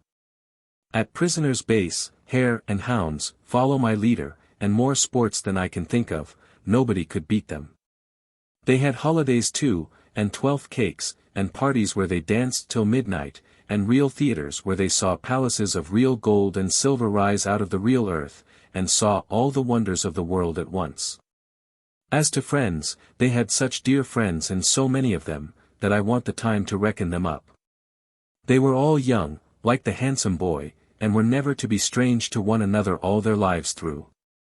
Still, one day, in the midst of all these pleasures, the traveler lost the boy as he had lost the child, and, after calling to him in vain, went on upon his journey. So he went on for a little while without seeing anything, until at last he came to a young man. So, he said to the young man, "What do you do here?" And the young man said, "I am always in love. Come and love with me." So, he went away with that young man, and presently they came to one of the prettiest girls that ever was seen, just like Fanny in the corner there, and she had eyes like Fanny, and hair like Fanny, and dimples like Fanny's. And she laughed and colored just as Fanny does while I am talking about her. So, the young man fell in love directly, just as somebody I won't mention, the first time he came here, did with Fanny. Well, he was teased sometimes, just as somebody used to be by Fanny. And they quarreled sometimes, just as somebody and Fanny used to quarrel. And they made it up, and sat in the dark, and wrote letters every day, and never were happy asunder, and were always looking out for one another and pretending not to, and were engaged at Christmas time, and sat close to one another by the fire. And were going to be married very soon, all exactly like somebody I won't mention, and Fanny. But, the traveler lost them one day, as he had lost the rest of his friends, and, after calling to them to come back, which they never did, went on upon his journey. So, he went on for a little while without seeing anything, until at last he came to a middle-aged gentleman. So, he said to the gentleman, "What are you doing here?" And his answer was, "I am always busy. Come and be busy with me." So, he began to be very busy with that gentleman, and they went on through the wood together. The whole journey was through a wood, only it had been open and green at first, like a wood in spring. And now began to be thick and dark, like a wood in summer. Some of the little trees that had come out earliest, were even turning brown. The gentleman was not alone, but had a lady of about the same age with him, who was his wife. And they had children, who were with them too. So, they all went on together through the wood, cutting down the trees, and making a path through the branches and the fallen leaves, and carrying burdens, and working hard. Sometimes, they came to a long green avenue that opened into deeper woods.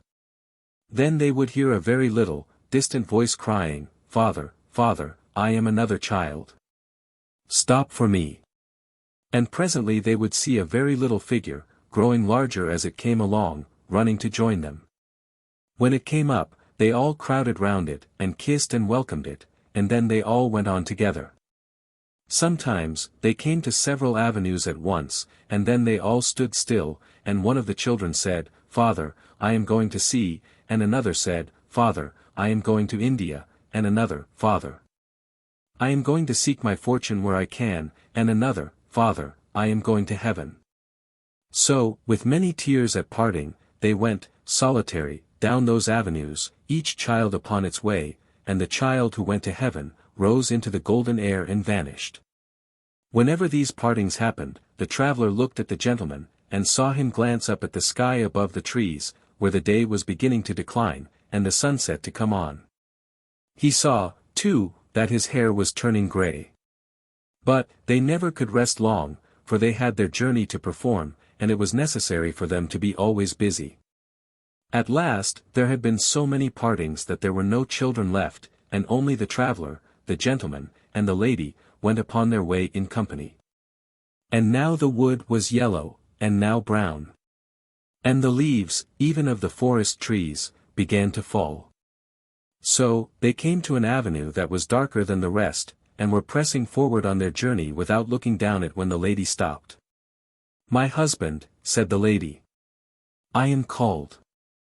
They listened, and they heard a voice a long way down the avenue, say, "Mother, mother."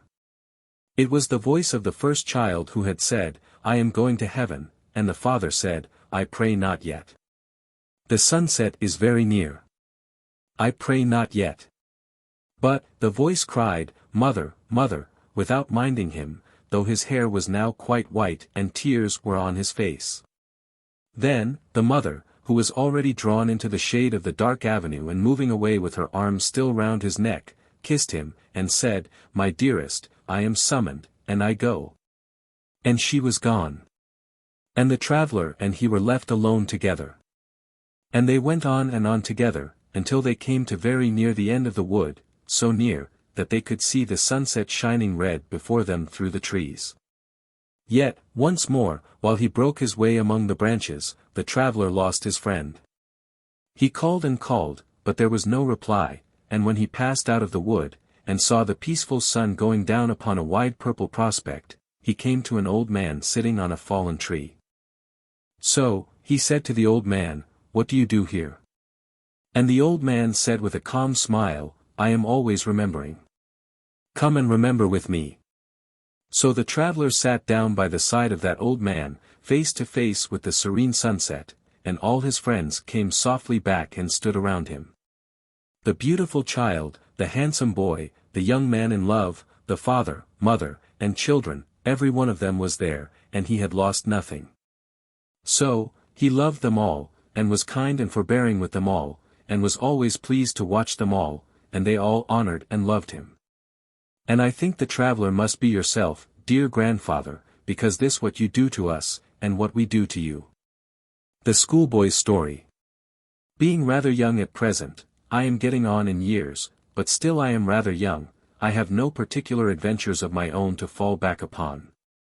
It wouldn't much interest anybody here, I suppose, to know what a screw the Reverend is, or what a griffin she is, or how they do stick it into parents, particularly hair-cutting, and medical attendance.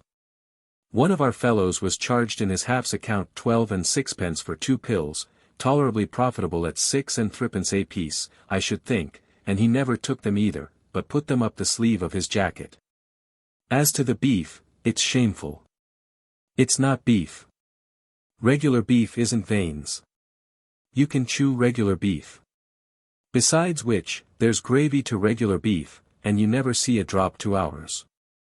Another of our fellows went home ill, and heard the family doctor tell his father that he couldn't account for his complaint unless it was the beer. Of course it was the beer, and well it might be. However, beef and Old Cheeseman are 2 different things. So is beer. It was Old Cheeseman I meant to tell about, not the manner in which our fellows get their constitutions destroyed for the sake of profit. Why, look at the pie crust alone. There's no flakiness in it. It's solid, like damp lead. Then our fellows get nightmares, and are bolstered for calling out and waking other fellows. Who can wonder? Old Cheeseman one night walked in his sleep, put his hat on over his nightcap, got hold of a fishing rod and a cricket bat, and went down into the parlour, where they naturally thought from his appearance he was a ghost. Why, he never would have done that if his meals had been wholesome. When we all begin to walk in our sleeps, I suppose they'll be sorry for it. Old Cheeseman wasn't second Latin master then, he was a fellow himself. He was first brought there, very small, in a post-chaise, by a woman who was always taking snuff and shaking him, and that was the most he remembered about it. He never went home for the holidays. His accounts, he never learnt any extras, were sent to a bank, and the bank paid them, and he had a brown suit twice a year, and went into boots at 12. They were always too big for him, too. In the midsummer holidays, some of our fellows who lived within walking distance, used to come back and climb the trees outside the playground wall, on purpose to look at Old Cheeseman reading there by himself. He was always as mild as the tea, and that's pretty mild, I should hope, so when they whistled to him, he looked up and nodded, and when they said, "Hello, Old Cheeseman, what have you had for dinner?" he said, "Boiled mutton." And when they said, "And it's solitary, Old Cheeseman," he said, "It is a little dull sometimes," and then they said, "Well, goodbye, Old Cheeseman," and climbed down again. Of course it was imposing on Old Cheeseman to give him nothing but boiled mutton through a whole vacation, but that was just like the system. When they didn't give him boiled mutton, they gave him rice pudding, pretending it was a treat. And saved the butcher. So Old Cheeseman went on. The holidays brought him into other trouble besides the loneliness, because when the fellows began to come back, not wanting to, he was always glad to see them. Which was aggravating when they were not at all glad to see him, and so he got his head knocked against walls, and that was the way his nose bled. But he was a favorite in general. Once a subscription was raised for him. And, to keep up his spirits, he was presented before the holidays with 2 white mice, a rabbit, a pigeon, and a beautiful puppy. Old Cheeseman cried about it, especially soon afterwards, when they all ate one another. Of course Old Cheeseman used to be called by the names of all sorts of cheeses, Double Gloucesterman, Family Cheshireman, Dutchman, North Wiltshireman, and all that. But he never minded it.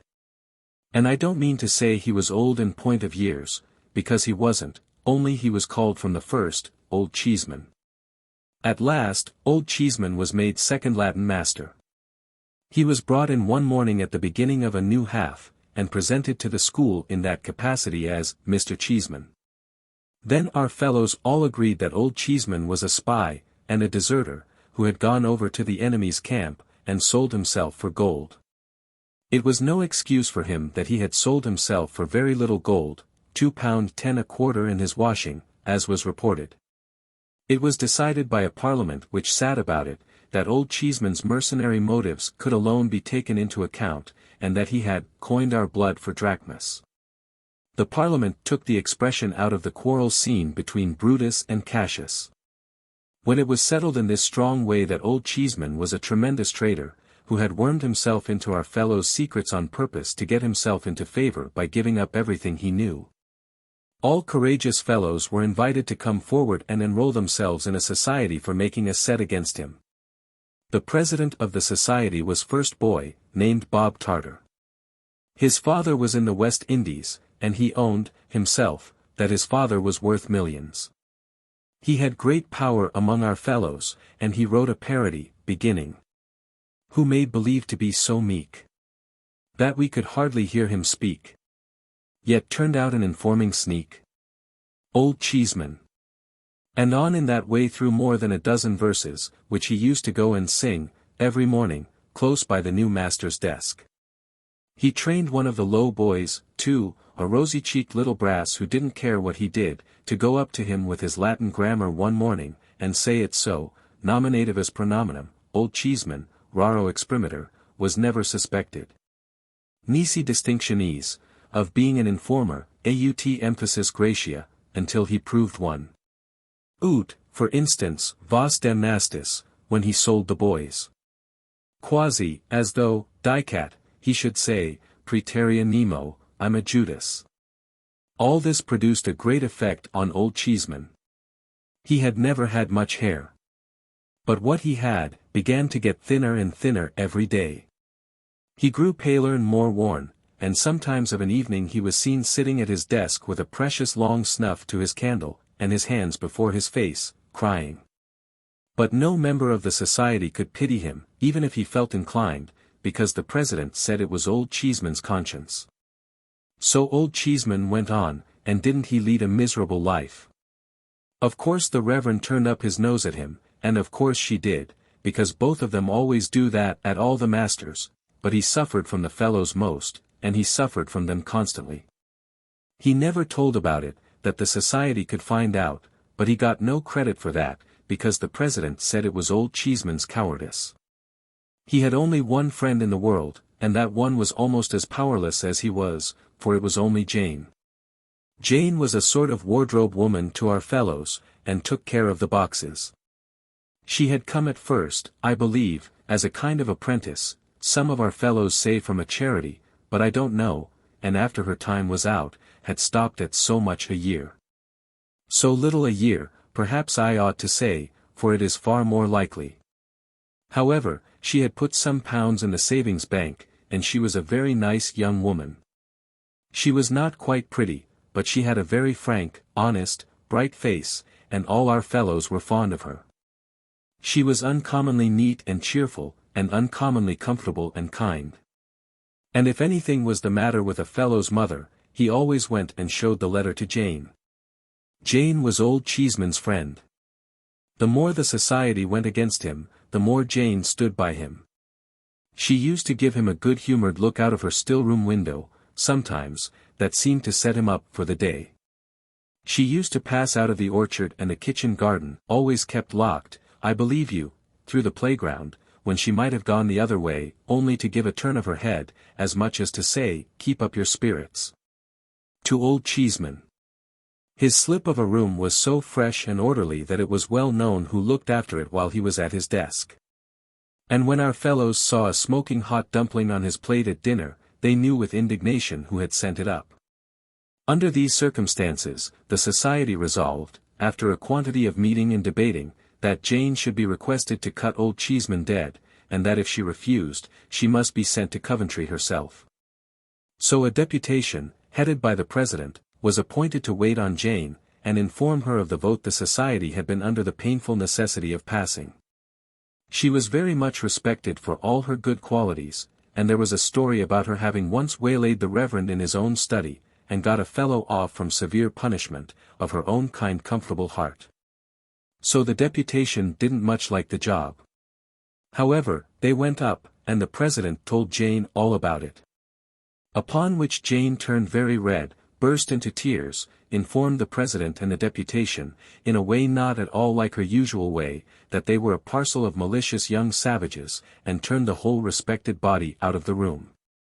Consequently it was entered in the society's book, kept in astronomical cipher for fear of detection, that all communication with Jane was interdicted, and the president addressed the members on this convincing instance of Old Cheeseman's undermining. But Jane was as true to Old Cheeseman as Old Cheeseman was false to our fellows, in their opinion, at all events, and steadily continued to be his only friend. It was a great exasperation to the society, because Jane was as much a loss to them as she was a gain to him, and being more inveterate against him than ever, they treated him worse than ever. At last, one morning, his desk stood empty, his room was peeped into, and found to be vacant, and a whisper went about among the pale faces of our fellows that Old Cheeseman, unable to bear it any longer, had got up early and drowned himself.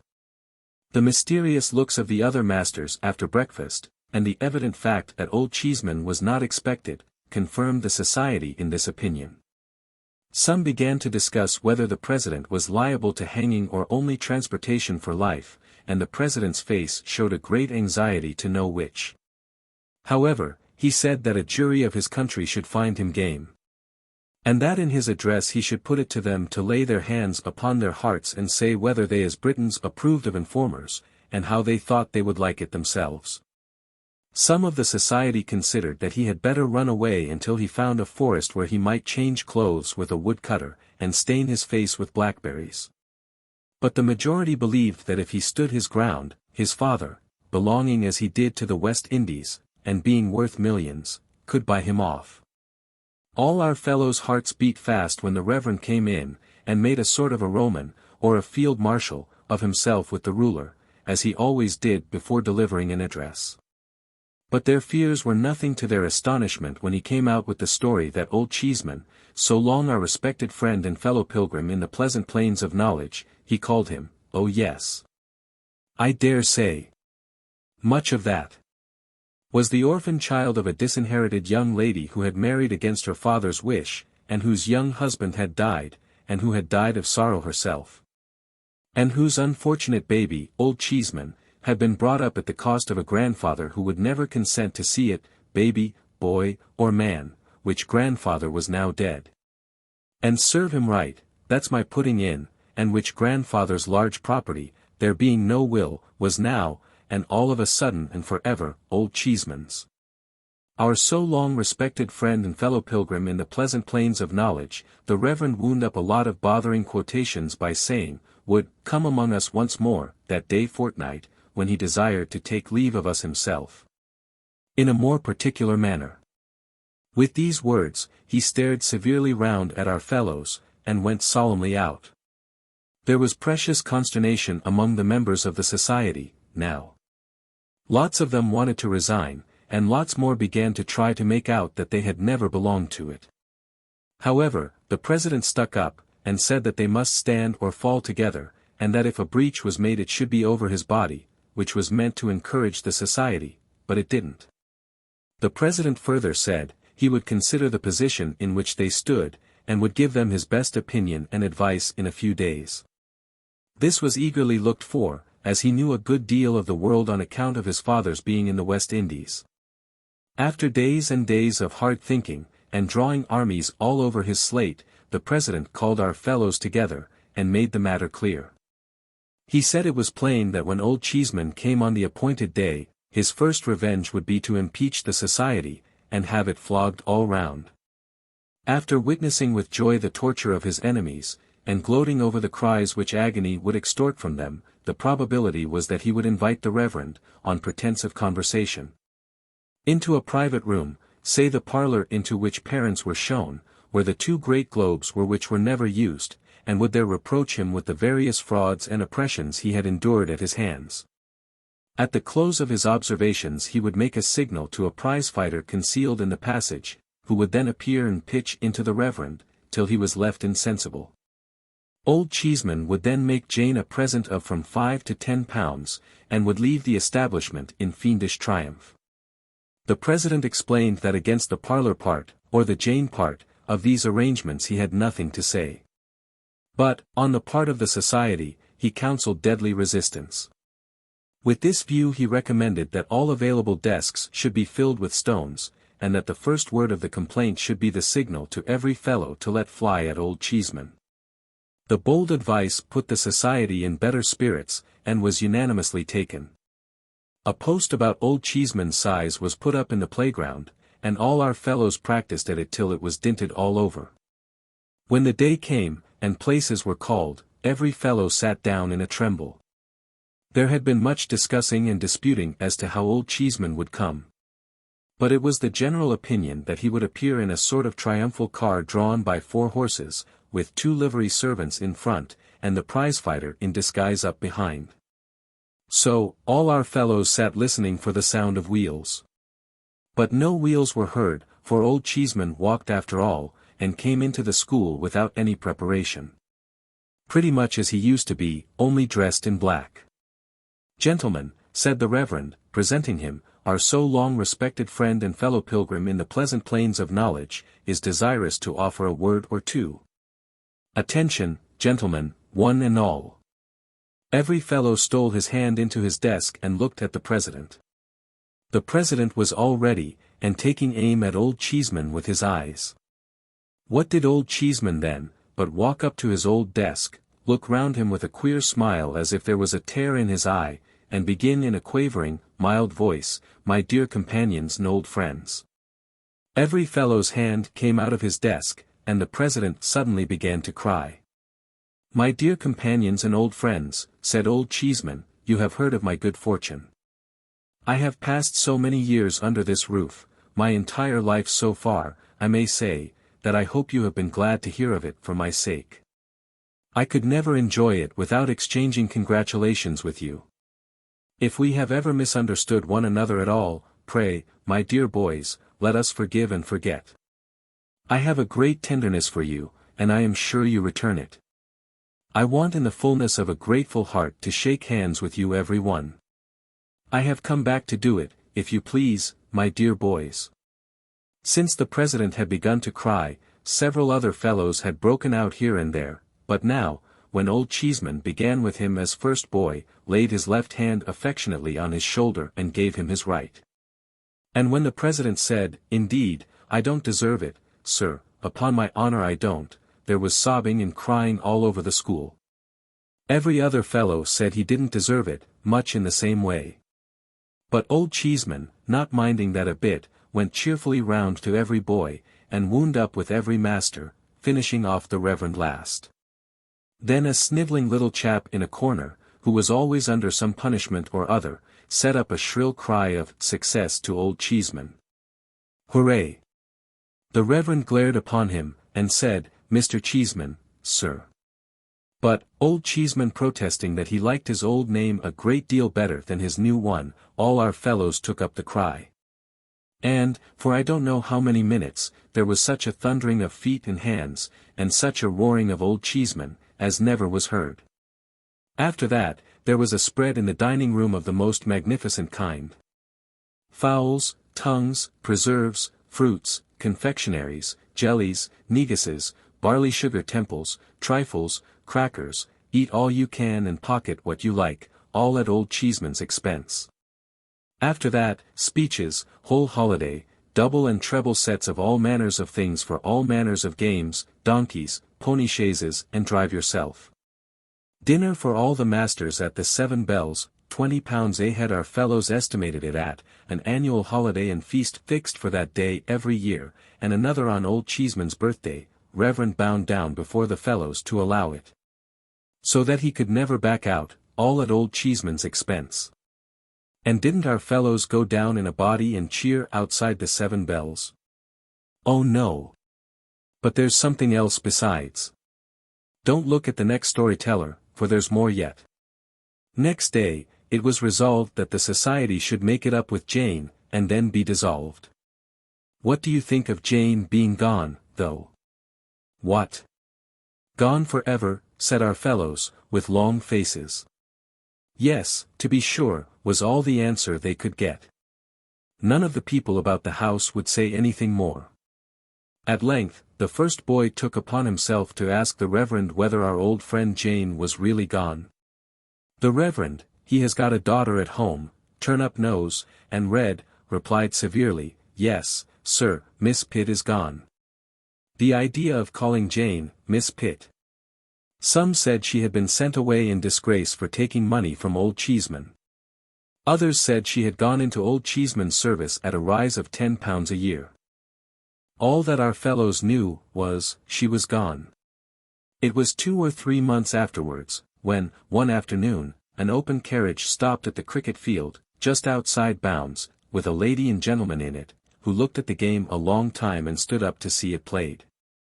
Nobody thought much about them, until the same little snivelling chap came in, against all rules, from the post where he was scout, and said, "It's Jane." Both 11s forgot the game directly, and ran crowding round the carriage. It was Jane. In such a bonnet. And if you'll believe me, Jane was married to Old Cheeseman. It soon became quite a regular thing when our fellows were hard at it in the playground, to see a carriage at the low part of the wall where it joins the high part, and a lady and gentleman standing up in it, looking over. The gentleman was always Old Cheeseman, and the lady was always Jane. The first time I ever saw them, I saw them in that way. There had been a good many changes among our fellows then, and it had turned out that Bob Tarter's father wasn't worth millions. He wasn't worth anything. Bob had gone for a soldier, and Old Cheeseman had purchased his discharge.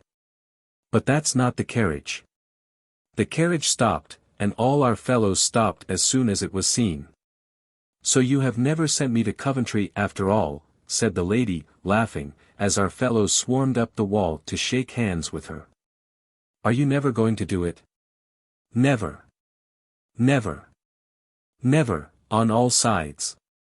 I didn't understand what she meant then, but of course I do now. I was very much pleased with her face though, and with her good way, and I couldn't help looking at her, and at him too, with all our fellows clustering so joyfully about them. They soon took notice of me as a new boy, so I thought I might as well swarm up the wall myself, and shake hands with them as the rest did. I was quite as glad to see them as the rest were, and was quite as familiar with them in a moment. "Only a fortnight now," said Old Cheeseman, "to the holidays. Who stops? Anybody?" A good many fingers pointed at me, and a good many voices cried, "He does." For it was the year when you were all away. And rather low I was about it, I can tell you. "Oh," said Old Cheeseman. "But it's solitary here in the holiday time. He had better come to us." So I went to their delightful house, and was as happy as I could possibly be. They understand how to conduct themselves towards boys, they do. When they take a boy to the play, for instance, they do take him. They don't go in after it's begun, or come out before it's over. They know how to bring a boy up, too. Look at their own. Though he is very little as yet, what a capital boy he is. Why, my next favorite to Mrs. Cheeseman and Old Cheeseman, is young Cheeseman. So, now I have told you all I know about Old Cheeseman. And it's not much after all, I am afraid. Is it? Nobody's story. He lived on the bank of a mighty river, broad and deep, which was always silently rolling on to a vast undiscovered ocean. It had rolled on, ever since the world began. It had changed its course sometimes, and turned into new channels, leaving its old ways dry and barren, but it had ever been upon the flow, and ever was to flow until time should be no more. Against its strong, unfathomable stream, nothing made head. No living creature, no flower, no leaf, no particle of animate or inanimate existence, ever strayed back from the undiscovered ocean. The tide of the river set resistlessly towards it. And the tide never stopped, any more than the earth stops in its circling round the sun. He lived in a busy place, and he worked very hard to live. He had no hope of ever being rich enough to live a month without hard work, but he was quite content, God knows, to labor with a cheerful will. He was one of an immense family, all of whose sons and daughters gained their daily bread by daily work, prolonged from their rising up betimes until their lying down at night. Beyond this destiny he had no prospect, and he sought none. There was overmuch drumming, trumpeting, and speech-making, in the neighborhood where he dwelt, but he had nothing to do with that. Such clash and uproar came from the bigwig family, at the unaccountable proceedings of which race, he marveled much. They set up the strangest statues, in iron, marble, bronze, and brass, before his door. And darkened his house with the legs and tails of uncouth images of horses. He wondered what it all meant, smiled in a rough good-humored way he had, and kept at his hard work. The bigwig family, composed of all the stateliest people thereabouts, and all the noisiest, had undertaken to save him the trouble of thinking for himself, and to manage him and his affairs. "Why truly," said he, "I have little time upon my hands. And if you will be so good as to take care of me, in return for the money I pay over, for the bigwig family were not above his money, I shall be relieved and much obliged, considering that you know best." Hence the drumming, trumpeting, and speech-making, and the ugly images of horses which he was expected to fall down and worship. "I don't understand all this," said he, rubbing his furrowed brow confusedly. "But it has a meaning, maybe, if I could find it out." "It means," returned the bigwig family, suspecting something of what he said, "honor and glory in the highest, to the highest merit." "Oh," said he. And he was glad to hear that. But, when he looked among the images in iron, marble, bronze, and brass, he failed to find a rather meritorious countryman of his, once the son of a Warwickshire wool dealer, or any single countryman whomsoever of that kind. He could find none of the men whose knowledge had rescued him and his children from terrific and disfiguring disease, whose boldness had raised his forefathers from the condition of serfs, whose wise fancy had opened a new and high existence to the humblest, whose skill had filled the working man's world with accumulated wonders. Whereas, he did find others whom he knew no good of, and even others whom he knew much ill of. "Humph," said he. "I don't quite understand it." So, he went home, and sat down by his fireside to get it out of his mind. Now, his fireside was a bare one, all hemmed in by blackened streets, but it was a precious place to him. The hands of his wife were hardened with toil, and she was old before her time, but she was dear to him. His children, stunted in their growth, bore traces of unwholesome nurture, but they had beauty in his sight. Above all other things, it was an earnest desire of this man's soul that his children should be taught. "If I am sometimes misled," said he, "for want of knowledge, at least let them know better, and avoid my mistakes. If it is hard to me to reap the harvest of pleasure and instruction that is stored in books, let it be easier to them." But, the bigwig family broke out into violent family quarrels concerning what it was lawful to teach to this man's children. Some of the family insisted on such a thing being primary and indispensable above all other things. And others of the family insisted on such another thing being primary and indispensable above all other things. And the bigwig family, rent into factions, wrote pamphlets, held convocations, delivered charges, orations, and all varieties of discourses, impounded one another in courts laying courts ecclesiastical, threw dirt, exchanged pummelings, and fell together by the ears in unintelligible animosity. Meanwhile, this man, in his short evening snatches at his fireside, saw the demon ignorance arise there, and take his children to itself. He saw his daughter perverted into a heavy, slatternly drudge. He saw his son go moping down the ways of low sensuality, to brutality and crime. He saw the dawning light of intelligence in the eyes of his babies so changing into cunning and suspicion, that he could have rather wished them idiots. "I don't understand this any the better," said he, "but I think it cannot be right. Nay, by the clouded heaven above me, I protest against this as my wrong." Becoming peaceable again, for his passion was usually short-lived, and his nature kind, he looked about him on his Sundays and holidays, and he saw how much monotony and weariness there was. And thence how drunkenness arose with all its train of ruin. Then he appealed to the bigwig family, and said, "We are a laboring people, and I have a glimmering suspicion in me that laboring people of whatever condition were made, by a higher intelligence than yours. As I poorly understand it, to be in need of mental refreshment and recreation. See what we fall into, when we rest without it. Come. Amuse me harmlessly, show me something, give me an escape." But, here the bigwig family fell into a state of uproar absolutely deafening. When some few voices were faintly heard, proposing to show him the wonders of the world, the greatness of creation, the mighty changes of time, the workings of nature and the beauties of art, to show him these things, that is to say, at any period of his life when he could look upon them, there arose among the bigwigs such roaring and raving, such pulpiting and petitioning, such maundering and memorializing, such name-calling and dirt-throwing.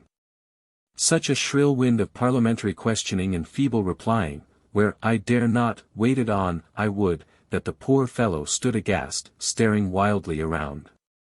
"Have I provoked all this," said he, with his hands to his affrighted ears, "by what was meant to be an innocent request, plainly arising out of my familiar experience, and the common knowledge of all men who choose to open their eyes? I don't understand, and I am not understood. What is to come of such a state of things?" He was bending over his work, often asking himself the question, when the news began to spread that a pestilence had appeared among the laborers, and was slaying them by thousands. Going forth to look about him, he soon found this to be true. The dying and the dead were mingled in the close and tainted houses among which his life was passed. New poison was distilled into the always murky, always sickening air. The robust and the weak, old age and infancy, the father and the mother, all were stricken down alike. What means of flight had he? He remained there, where he was, and saw those who were dearest to him die. A kind preacher came to him, and would have said some prayers to soften his heart in his gloom, but he replied, "Oh, what avails it, missionary, to come to me, a man condemned to residence in this foetid place? Where every sense bestowed upon me for my delight becomes a torment, and where every minute of my numbered days is new mire added to the heap under which I lie oppressed. But, give me my first glimpse of heaven, through a little of its light and air, give me pure water, help me to be clean. Lighten this heavy atmosphere and heavy life, in which our spirits sink, and we become the indifferent and callous creatures you too often see us. Gently and kindly take the bodies of those who die among us, out of the small room where we grow to be so familiar with the awful change that even its sanctity is lost to us. And, teacher, then I will hear, none know better than you, how willingly, of him whose thoughts were so much with the poor, and who had compassion for all human sorrow. He was at work again, solitary and sad, when his master came and stood near to him dressed in black. He, also, had suffered heavily. His young wife, his beautiful and good young wife, was dead, so, too, his only child. "Master, 'tis hard to bear, I know it, but be comforted." "I would give you comfort, if I could." The master thanked him from his heart, but, said he, "O you laboring men! The calamity began among you. If you had but lived more healthily and decently, I should not be the widowed and bereft mourner that I am this day." "Master," returned the other, shaking his head, "I have begun to understand a little that most calamities will come from us, as this one did, and that none will stop at our poor doors, until we are united with that great squabbling family yonder. To do the things that are right. We cannot live healthily and decently, unless they who undertook to manage us provide the means. We cannot be instructed unless they will teach us, we cannot be rationally amused, unless they will amuse us. We cannot but have some false gods of our own, while they set up so many of theirs in all the public places. The evil consequences of imperfect instruction, the evil consequences of pernicious neglect, the evil consequences of unnatural restraint and the denial of humanizing enjoyments, will all come from us, and none of them will stop with us. They will spread far and wide. They always do, they always have done, just like the pestilence. I understand so much, I think, at last. But the master said again, O you laboring men! How seldom do we ever hear of you, except in connection with some trouble. Master, he replied, I am nobody, and little likely to be heard of, nor yet much wanted to be heard of, perhaps, except when there is some trouble. But it never begins with me, and it never can end with me. As sure as death, it comes down to me, and it goes up from me. There was so much reason in what he said, that the Bigwig family, getting wind of it, and being horribly frightened by the late desolation, resolved to unite with him to do the things that were right, at all events. So far as the said things were associated with the direct prevention, humanly speaking, of another pestilence. But, as their fear wore off, which it soon began to do, they resumed their falling out among themselves, and did nothing. Consequently the scourge appeared again, low down as before, and spread avengingly upward as before, and carried off vast numbers of the brawlers. But not a man among them ever admitted, if in the least degree he ever perceived, that he had anything to do with it. So nobody lived and died in the old way, and this, in the main, is the whole of nobody's story. Had he no name, you ask? Perhaps it was Legion. It matters little what his name was. Let us call him Legion. If you were ever in the Belgian villages near the field of Waterloo, you will have seen, in some quiet little church, a monument erected by faithful companions in arms to the memory of Colonel A, Major B, Captain C, D and E, Lieutenants F and G. Ensigns H, I and J, 7 non-commissioned officers, and 130 rank and file, who fell in the discharge of their duty on the memorable day. The story of nobody is the story of the rank and file of the earth. They bear their share of the battle, they have their part in the victory, they fall, they leave no name but in the mass. The march of the proudest of us, leads to the dusty way by which they go. Oh! Let us think of them this year at the Christmas fire, and not forget them when it is burnt out.